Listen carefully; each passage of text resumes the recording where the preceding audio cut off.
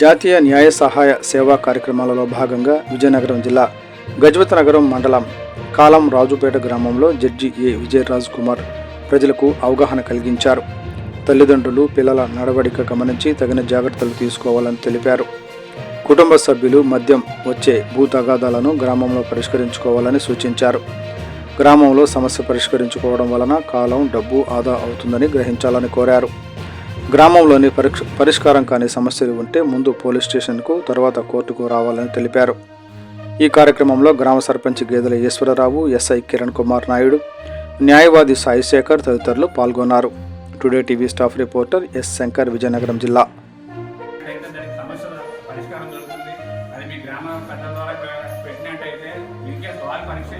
పరిష్కరించలేని పరిస్థితిలో ఉంటే మీరు పోలీస్ స్టేషన్ తలుపు తట్టండి.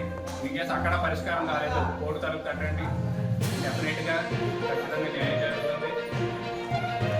అంటే ప్రాబ్లం ఏంటంటే ఒక కేసులో ఒకే కుటుంబంలో 10 మంది ఉన్నారంటే ఒక 5 మీద ఒక కేసు అవుతుంది, కౌంటర్ కేసు మీద ఒక 5 మీద అవుతుంది. దీనివల్ల ఏమవుతుంది, 4-5 సంవత్సరాలు లేదా 6 సంవత్సరాలు 2 సంవత్సరాలు 3 సంవత్సరాలు తెలిసిన ఉన్నారు.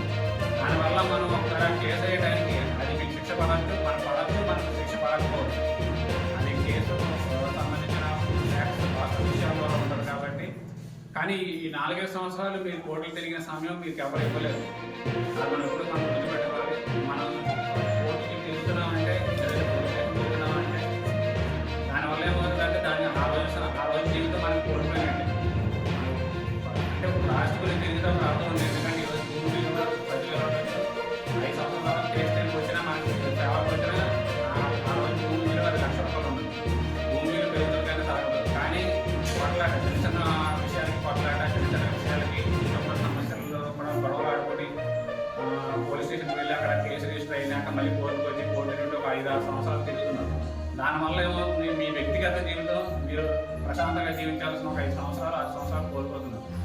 కాబట్టి మనకి ఏదైనా సమస్య వచ్చినప్పుడు సాధ్యమైనంత వరకు మీ గ్రామంలో పెద్దల ద్వారా పరిష్కరించాలి.